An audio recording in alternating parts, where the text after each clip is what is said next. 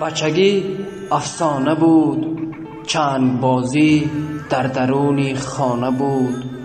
دادر و خواهر همه پهلوی هم بی درد و غم، مادری غمخوار و مشفق صبح و شام در گرد ما پروانه بود. در کمال بینیازی ما همه سرگرم بازی، در خم لطفی پدر چوجه ها بودیم و شاخی هر درختی باغ او چون لانه بود.